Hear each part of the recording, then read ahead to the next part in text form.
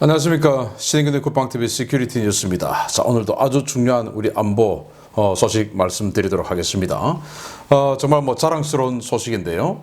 재래식 잠수함으로서는 핵 잠수함이 아니고 재래식 동력의 잠수함으로서는 세계 최강급의 성능을 낼 수 있는 우리 잠수함이 드디어 착공에 들어갔습니다. 바로 우리 도산 안창호 클래스의 배치 2의 일반함인데요. 그 소식 또 어떤 성능이 구현될 것인지를 알려드리도록 하겠고, 자, 정말 우리 국방에 우려스러운 일이 발생했습니다. 또 발생할 것 같습니다. 이래서는 우리 군 완전히 망할 것 같은데요. 이건 국방부가 아니라 대한민국 정부 대통령실 차원에서 나서야 되는 사안인데 왜 국방부에만 던져놓는지 모르겠습니다. 정신 차려야 됩니다. 이 소식, 그리고 북한과 러시아의 무기 커넥션, 이 지금 완전히 일파만파 던져 퍼져나오고 있는데 관련 소식까지 짚어보겠습니다. 첫 번째입니다. 이른바 월급 역전 현상으로 전국 주요 대학의 ROTC와 학사장교 지원율이 바닥을 치고 육군 사관학교마저 중도 포기자가 속출하는 가운데 국방부가 대책을 내놓았습니다. 대단히 부적절한 대책인데 제발 국방부 혼자 해결하려 하지 말고 정부 차원에서 나서 주시기 바랍니다. 국방부가 최근 병사와의 월급 역전 현상으로 역대 최악 수준으로 추락하고 있는 학군 장교 후보생 제도에 대한 개편을 준비 중이며 파격적인 수준으로 복무기간을 단축하는 방안을 추진하고 있는 것으로 3월 31일 확인되었습니다. ROTC 중앙회에 따르면 국방부는 한국국방연구원의 현행 28개월인 학군 장교 의무 복무기간을 최대 16개월까지 줄이는 방안에 대한 연구 용역을 의뢰했는데요. 이렇게 되면 학군 장교의 복무기간은 일반 병사보다 2개월 짧아지게 됩니다. 이번 연구 용역은 3개월짜리 단기 과제인데요. 국방부는 6월까지 결과 보고서를 넘겨받아 정책 반영 여부를 결정한다는 방침인데 이를 놓고 갑론을박이 벌어지고 있습니다. 학군 장교 복무기간 단축은 지난 3월 23일 국회 국방위에서 이종섭 국방장관이 밝힌 학군 장교 지원율 급감 원인 분석에 따른 것인데요. 당시 이 장관은 ROTC 지원율이 감소하는 원인을 병사보다 긴 복무기간 때문이라고 진단한 바 있습니다. 문제는 이번 복무기간 단축으로 군의 전투력 자체가 붕괴될 수 있다는 것입니다. 육군 기준으로 현행 ROTC 장교의 의무 복무 기간은 임관 후 초등군사반 병과교육 4개월, 야전부대 실무 근무 24개월, 도합 28개월인데요. 전체 복무 기간을 16개월로 줄여버리면 야전부대 실무 근무 기간이 12개월로 줄어들게 됩니다.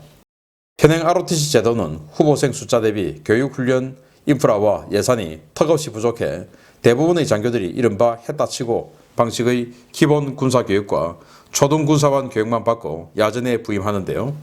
이 때문에 장교로서의 전문성이 심각할 정도로 부족하다는 지적이 오래전부터 제기되어 왔습니다. 초급 장교의 질적 하락은 이번 우크라이나 전쟁에서 볼 수 있듯 실전에서의 연전 연패와 막대한 병력 손실로 직결되는데요. 이런 현실에서 ROTC 의무 복무 기간을 대폭 단축하는 것은 단순히 숫자만 맞추기 위해 군대 본연의 기능 수행 능력을 포기하는 것이나 다름없기 때문에 군 안팎의 우려가 쏟아지고 있습니다.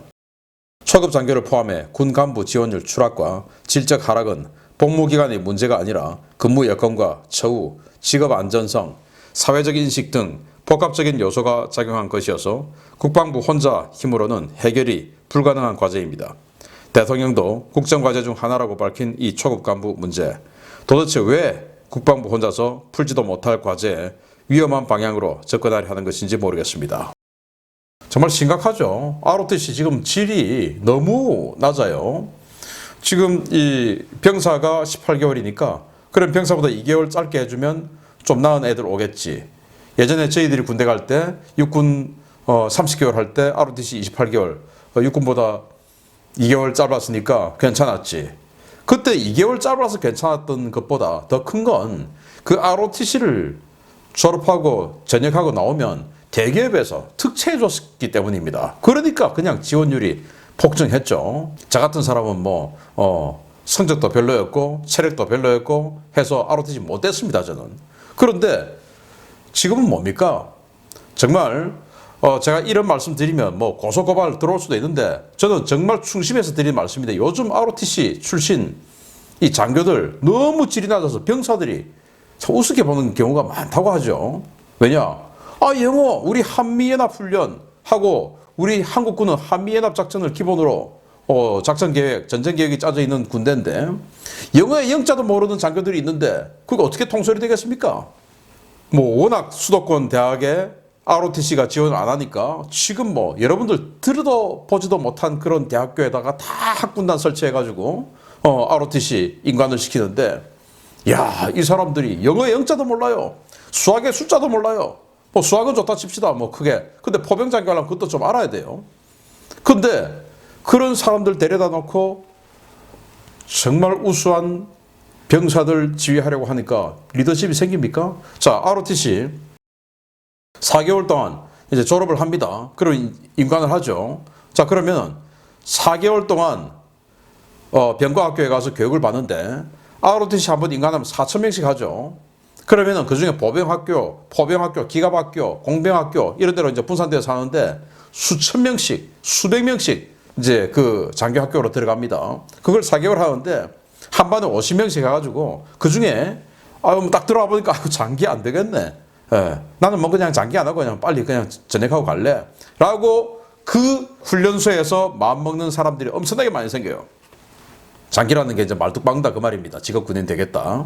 의무복무만 하는 게 아니라.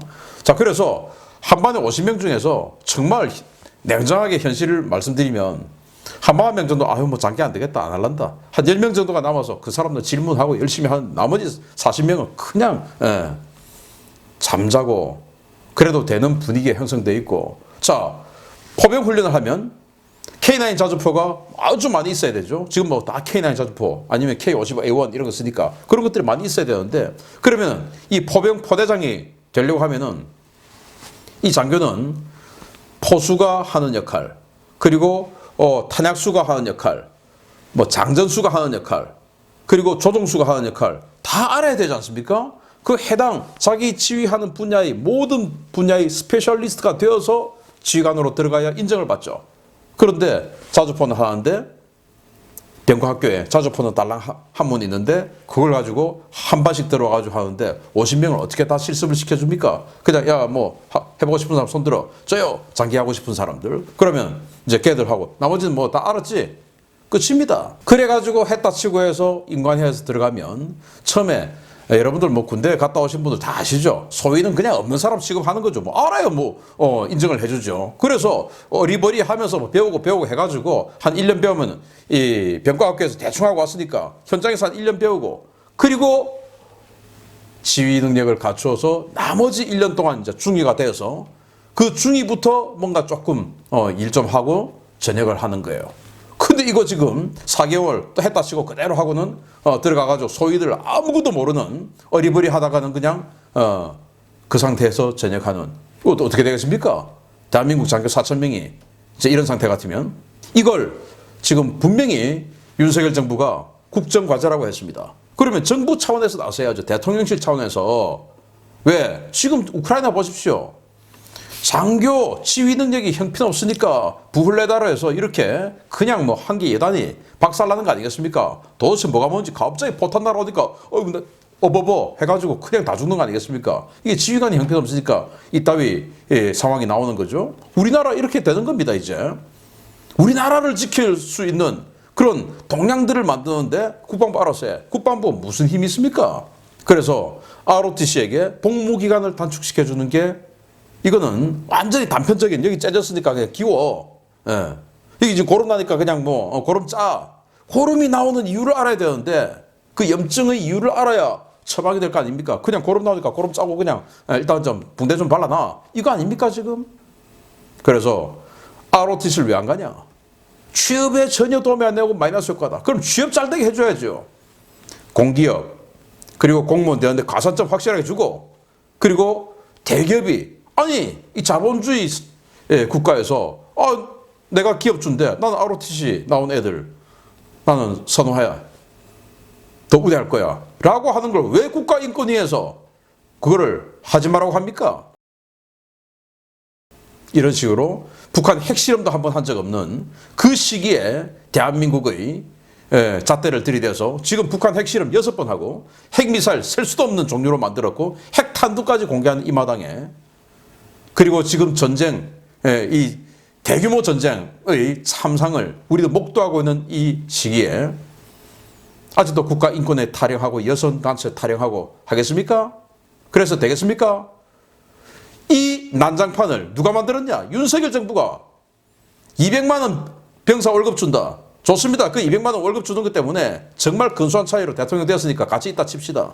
그렇지만 나라를 난장판으로 안 만들어야죠. 그러면 자기가 어질러 놨으면 책임져야죠. 대통령실 차원에서 이 문제 해결해 주길 바라고. 자, 이렇게 되면 16개월로 줄였다? 그러면 3사는 왜 4년 해야 됩니까? 학사 장교는 왜 3년 해야 됩니까? 그들도 또 줄여드려야 돼? 어떻게 됩니까, 우리 장교들이? 자, ROTC가 이렇게 줄여지면 ROTC는 그러면 장기 선발, 그러니까 직업군인 되는 거, 그걸 극도로 줄인다. 3사나 학사 장교는 복무기간을 길게 하니까 그러면 그 장기 선발 비율을 더 늘려준다. 그러면 또 형평성에 맞지 않냐 어쩌지 또 나오겠죠. 형평성 맞추려면 3사도 더 줄여, 학사도 더 줄여. 대한민국 군대 그냥 거들나는 거죠. 200만 원 월급 그거 한 번 던진 것 때문에, 그 한 번 돌 던진 것 때문에 지금 이만한 파장이 나왔으면 던진 사람들이 책임을 져야죠. 왜 국방부 보고 알아서 하라고 합니까? 대기업 취업 우대, 그리고 공기업 공무원 시험 가산점 확실하게 챙겨주는 장교 출신, 이걸 만들면 저절로 해결될 일을 이런 식으로 대한민국을 말아먹는, 이게 올바른 정부입니까? 정신 차리기 바랍니다. 두 번째입니다. 어제 북한이 우크라이나에 파병할 수 있다는 소식 전해드린 바 있는데요. 우크라이나 전쟁에서 북한 개입 이야기가 점점 더 확대되는 분위기가 감지되고 있습니다. 미국이 북러 협력에 대해 경고했고 러시아 내에서 북한군 파병설이 급속도로 확산되고 있습니다. 북한과 러시아가 불법적인 무기 거래를 계속하고 있으며 러시아는 식량 제공을 대가로 북한에 무기를 공급하고 있다고 존 커비 백악관 국가안전보장회의 전략소통조정관이 현재 시각 3월 30일 밝혔습니다. 커비 조정관은 러시아가 북한으로부터 추가 탄약 확보를 위해 적극적인 모습을 보이고 있다라며 러시아는 탄약을 받는 대가로 북한에 식량 제공을 하고 있다라고 밝혔습니다. 커비 조정관은 이 거래에서 러시아는 24종의 각종 무기와 탄약을 받았으며 러시아는 무기 공급 대금으로 북한에 밀 등 식량을 제공하고 있다는 것을 알고 있다라며 미국은 이 상황을 면밀히 감시하며 조치를 취할 것이라고 밝혔습니다. 백악관의 발표가 있은 직후 미 재무부 해외자산관리국은 슬로바키아 국적의 아쇼트 무크르티체프씨를 불법 무기 거래 혐의로 제재한다고 발표했습니다. 그는 북한과 러시아의 무기 거래를 중개했는데요. 북한은 24종의 각종 무기와 탄약을 러시아에 공급하고 그 대가로 밀과 각종 산업 원자재, 사치품, 상업용 항공기를 받고 있는 중이었습니다. 양측은 북한군이 의용군 형태로 참전하는 방안도 준비하고 있는 것으로 전해졌습니다. 크렘린의 스피커 역할을 해온 러시아 군사평론가 알렉산드 슬라드코프는 현지 시각 3월 30일 북한이 이번 전쟁에 5만 명의 병력을 파병할 것이라고 주장했습니다. 그는 북한은 러시아와 한 배를 타고 있다는 감정을 느끼는 나라이며 푸틴 대통령을 확고하게 지지하는 나라 중에 하나다라며 평양에 있는 소식통에 따르면 몇 주 전부터 파병을 위해 북한 전역에서 자원병을 모집하고 있는데 현재까지 80만 명이 이 모집에 응했다라고 주장했습니다. 국내 대북 소식통들은 북한이 지난해 2차례에 걸쳐 돈바스에 파견될 건설 노동자를 선발한 적은 있지만 전투병 파병은 금시초문이라는 반응들을 보이고 있는데요. 미 정부의 북러 불법 무기 거래 폭로에 이어 나온 북한의 대규모 파병설, 과연 어디까지가 진실일지 지켜봐야겠습니다. 백악관에서 북한과 러시아가 불법 무기 거래 24종이나 확인해 주었습니다. 진짜입니다. 자, 그러면서 이제 북한은 밀, 식량이 워낙 사정이 안 좋으니까 밀, 이런 거 받으면서 원자재, 사치품 받고 상업용 항공기를 받아야 되는데 그거 받아야 되는 상황에서 지금 이제 들켜서 거래가 스탑된 이런 다행스러운 상황입니다. 자, 이런 상황에서 자, 이 사람인데, 이 사람이 이제 친러 워싱턴, 예를 들어서 뭐 저 같은 사람이죠. 저 같은 사람인데 이제 정부하고 아주 밀접한, 뭐 저하고 좀 그런 면에서는 다른.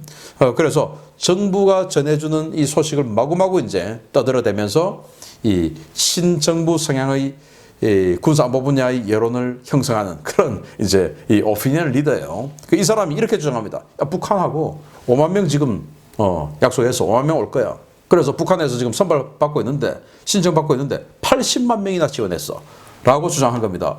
그래서 80만 명이 뭐야 이거 말이 됩니까? 그래서 최근에 한미연합훈련에 반대해서 북한이 재입대 이거 막 신청 강제로 받았죠. 그래서 뭐 140만 명 신청했다. 뭐 이제 이거 아마 그걸 가지고 침소봉대하는 것은 아닌가라고 생각하는데 아무튼 이렇게 정말로 북한군이 우크라이나 전장에 5만 명이나 간다. 이거는 뭐 정말 잘 지켜봐야 되죠. 이거는 참전이죠. 참전. 예, 의용군이 아니라 그냥 참전. 연합군이 되는 그런 수준 아니겠습니까? 그러니까 이거 잘 지켜봐야 된다라는 말씀을 드리면서 북한이 어차피 지금 제재를 받고 있는 걸 뭐 더욱더 제재해서 어떤 큰 효과가 있는지는 모르겠으나 정말 정신 바짝 차릴 상황이다라고 생각이 되고 기분 좋은 소식 하나 알려드리겠습니다. 계획된 재원대로 완성될 경우에 세계 최강이자 독보적인 재래식 잠수함이 될 것이라고 기대를 모으고 있는 KSS-3 배치 2 잠수함의 선도함 건조가 드디어 시작되었습니다.